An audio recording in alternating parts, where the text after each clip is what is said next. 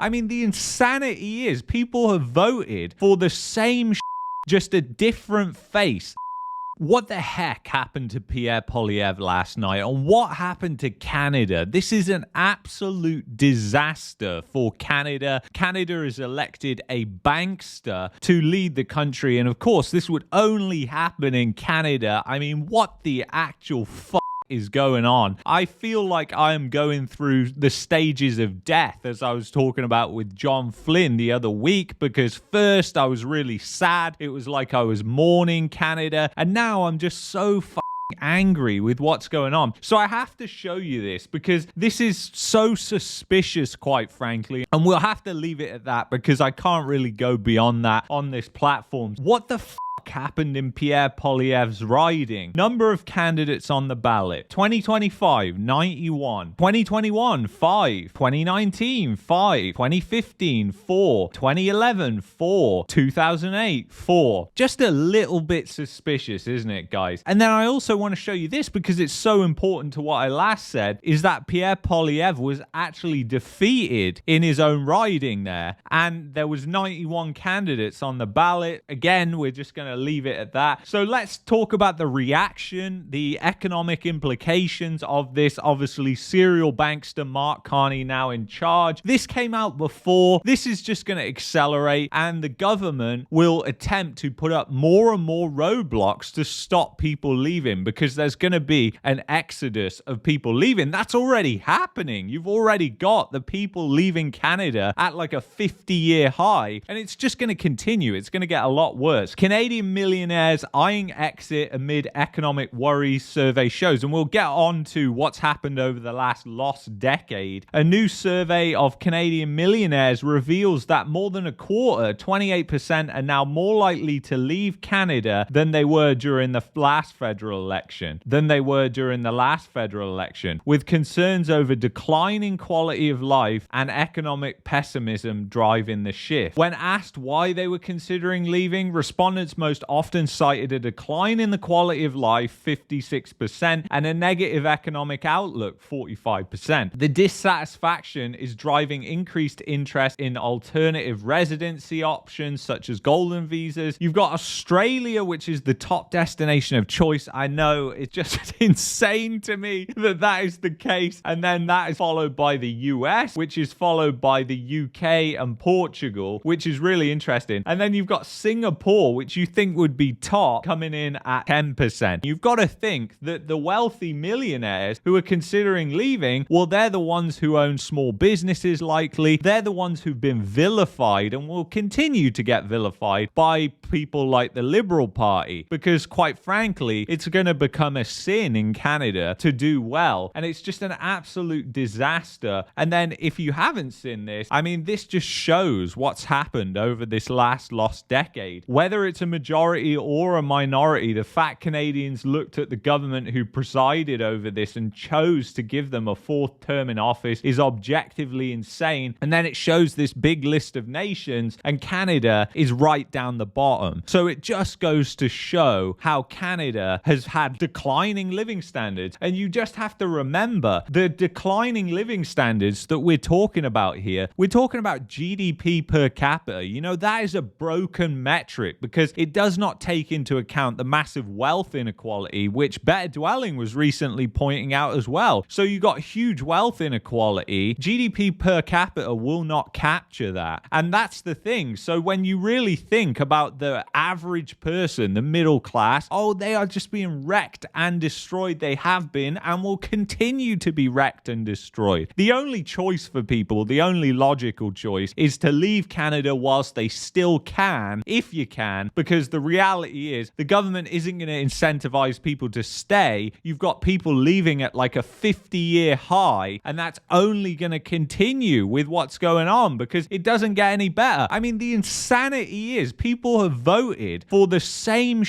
just a different face. I mean, it's literally the same people are behind Mark Carney as before with Trudeau. You've just got a new face in front of it. And that face is a bankster. I mean, this is a corporate millionaire. This is an executive. This is a member of the elite class who pretended to be like, I'm some guy who's going to stick up for the middle class whilst I'm going around on my private jet. He's probably got billions of dollars worth of assets. And it's just absolutely, I mean, this could only happen in Canada. It's just unbelievable. It's infuriating what is going on. And this is what people voted for, this guy.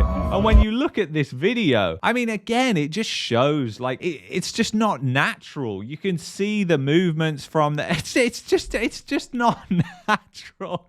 It's so obvious to see that these people are elitists. And the only good thing that came out of this is that Jagmeet Singh has finally resigned. So we can take a listen to this.